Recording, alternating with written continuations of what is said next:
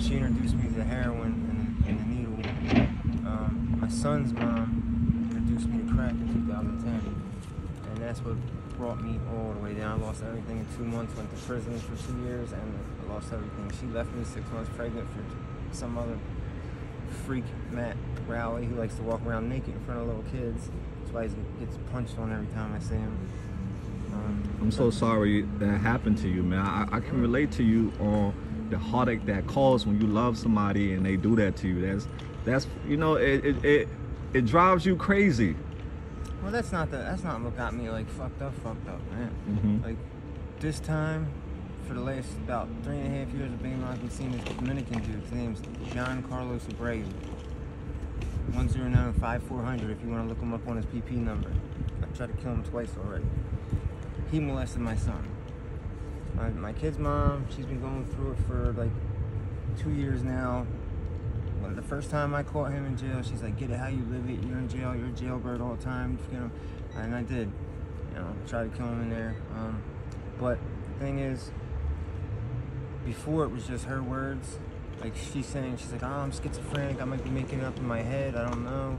Well, about 2 months ago, while I was living with her. We were together. We were hooking up. We were sleeping together. I thought we were gonna be like trying to work it out and be family together. Turns out the whole time she's playing me until the dude got out of fucking his program. But the one night we took my son out to dinner. We were down front in Lehigh by the gas station, the Dominican restaurant there, and we're getting him food. He's eating and stuff. She's talking about this dude. She loves him, all that stuff. I'm getting annoyed. I'll get out the car, smoke a cigarette, and I walk around. And then my son calls me. He's like, Daddy. He's like, I want to tell you something. She calls me over. She's like, Chris, he wants to tell you something. So and he goes, Daddy, Carlos hurt me here, and here. Well, a couple months prior to this, he had like really bad scratches on his stomach. And she told me, she's like, I seen the scratches, I just didn't know. She's like, oh my God, I didn't see nothing. We didn't ask him about this. Like, and she told me like how he's scared, he hides under the kitchen table when a dude comes around. And my son told me, he's like, she asked him, you like Carlos? You want Carlos around? He's like, no. You want Daddy to be around? Like, this is the type of bitch she is. She's a rotten ass bitch. She's like, yeah, Daddy's around. Daddy's doing good. He's gonna be here for a while. Like, she called me up hysterical saying, can you please help me? I need help paying the bills, and I need you to keep me away from that dude. Like, he's evil. You know? And it's just really messed up. Because she's like telling my son all this stuff, like, yeah, Daddy's here. Well, she's lied, said he's getting out Friday. He got out that Tuesday. She set it up to go out. She stayed out all night, came back in the morning time. I'm transgressing. My fault.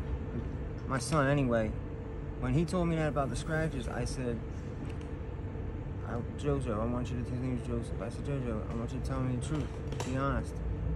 And she's like, shut the fuck up. He don't know what you're talking about. Like, trying to stop me from like talking to my son. Like, DHS investigated before, but he couldn't talk back then. And this dude's like, oh, the baby talk yet? Oh, he's asking if the baby can talk yet, she said. And it's like weird and shit. So he's sitting there, and I say, don't insult me, and don't insult my son. He's very smart. He knows exactly what I'm talking about. I said, Joey, if the truth is, you tell me exactly what happened. You don't add anything else. You don't take anything else away from you. You tell me exactly what happened. I said, Joey, did Carlos touch you down here in this area here? And I put my hand over his private area, his crotch area down there like that. And he looks at me and he says, yeah, Daddy, Carlos touched me down there. So, you know,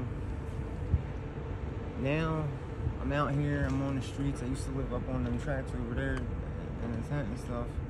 But now I got in an argument with these people because they keep stealing. It's horrible, you know what I mean? People steal. This ain't Kensington, ain't what it used to be. Kensington before used to be able to, you know what I mean? You come down here, you get high, you nod out, you dip out. Motherfuckers don't fuck with you. Now you got all these fucking. This is Gotham City. You got all the cat burglars, cat women, and cat men out here, and they robbing everybody while they're sleeping. And that's how they do it. Like, I've been robbed so many times while I dip out because, you know, I spent about a year and a half would like be out and I'd be in the middle of the street and I'd just be crying hysterically and walking down the street in the middle of the night because I can't sleep. Because I know my son, I know my baby mom's house, and I know the story she used to tell me.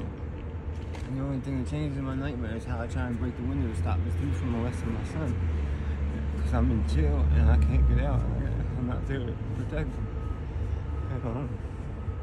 Yeah, I'm so sorry, bro, for all your heartache that you have experienced.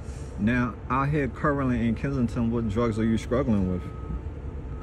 Mine's just the opiates now. Opiates? I'm doing the fentanyl. There ain't no dope. I wish there was regular dope because I could kick it in 3 days, but this is that fentanyl shit. This shit's hardcore. This shit is like fucked up. Like, how many bags do you use a day?